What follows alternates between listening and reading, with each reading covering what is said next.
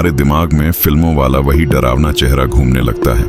रात में सक्रिय रहने वाले, काले कपड़ों में लिपटे, लंबे दांतों वाले वो रहस्यमयी लोग जो इंसानों का खून पीकर अपनी ताकत बनाए रखते हैं। पर क्या आपने कभी सोचा है कि फिल्मों और कहानियों से बाहर भी क्या ऐसा कुछ सच में मौजूद हो सकता है?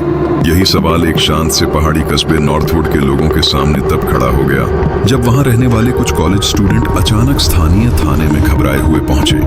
वे अपनी दोस्त लिंडा को लेकर बेहद परेशान थे, जो उनके साथ घूमने आने वाली थी, लेकिन तय समय पर न पहुंची।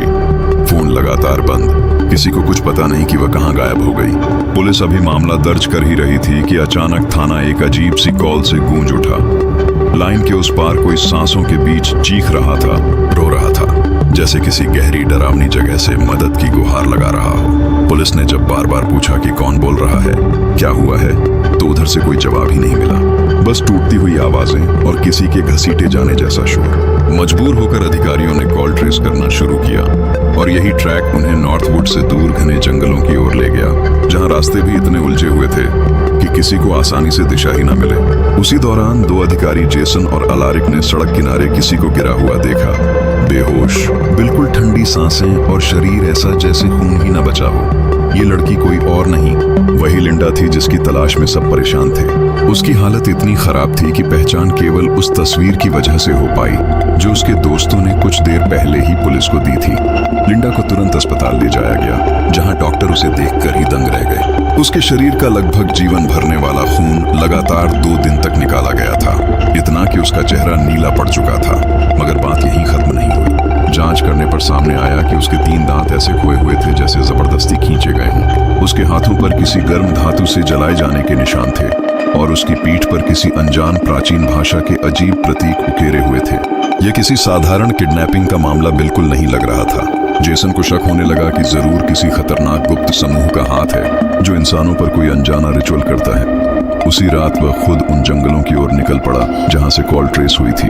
रास्ते इतने उलझे हुए थे कि उसे ऐसा लगा जैसे बार बार वही मोड़ घूमकर वही जगह पर वापस आ जाता है। फिर अचानक उसने दूर कुछ अजीब आकृतियों को देखा, खून से भरे चेहरे, आंखें चमकती हुई और उनकी चाल मानो इंसानों जैसी बिल्कुल नहीं। वे उसकी गाड़ी की तरफ बढ़ रहे थे और उनके कदमों की आवाज जैसे किसी पुराने लकड़ी के फर्श की चरमराहट की तरह गूंज रही थी।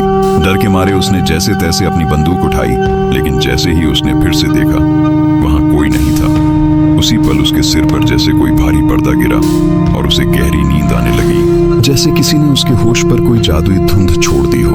जब जेसन की आंख खुली तो वह किसी पुरानी अंधेरी पत्थर की मेज से बंधा हुआ था। उसकी नसों में लगी लंबी ट्यूब से उसका खून धीरे धीरे एक कांच की बोतल में भरता जा रहा था। सामने 2 लोग बैठे थे, एक लड़का और एक लड़की, बिल्कुल आम इंसानों की तरह बात करते हुए, जैसे रोजमर्रा की बातें हों।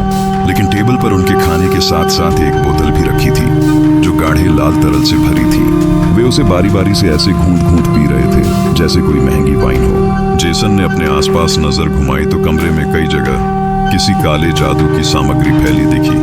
अजीब चिन्ह, मोमबत्तियां, टूटी फूटी लकड़ी की मूर्तियां और एक कोने में इंसानी दांतों का ढेर, जिन्हें शायद किसी अनजान रिवाज में इस्तेमाल किया जाता था।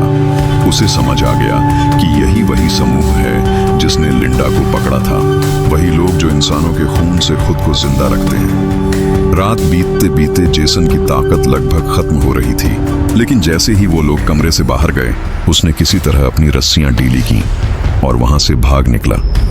बाहर पहुंचकर उसे एक टूटा हुआ फोन बूथ दिखा, जहां से उसने पुलिस स्टेशन कॉल किया। फोन उठाने वाला उसका साथी अलारिक था, लेकिन अलारिक को जेसन की आवाज की जगह सिर्फ रोने, गुर्राने और किसी के खींचे जाने जैसी आवाजें सुनाई दे रही थीं। बिल्कुल वही आवाजें जो पहले वाले रहस्यमयी कॉल में आई थीं।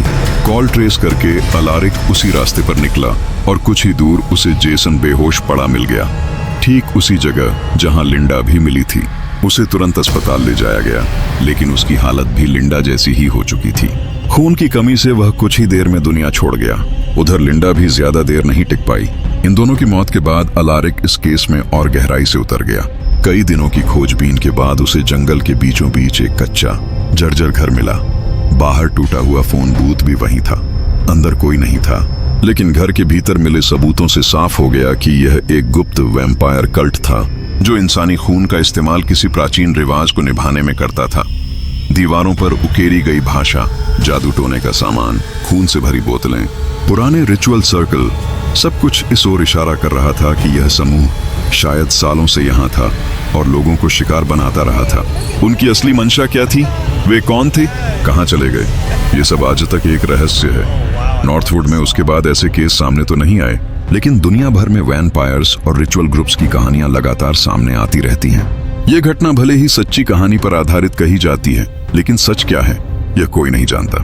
आप क्या सोचते हैं, क्या वैम्पायर्स सिर्फ कहानियों में होते हैं या सच में ऐसे कुछ लोग दुनिया में छुपे हुए रह रहे हैं? अपनी राय हमें कमेंट में जरूर बताएं। और अगर आपको ऐसे रहस्यमयी किस्से पसंद आते हैं तो चैनल को सब्सक्राइब करना मत भूलिएगा।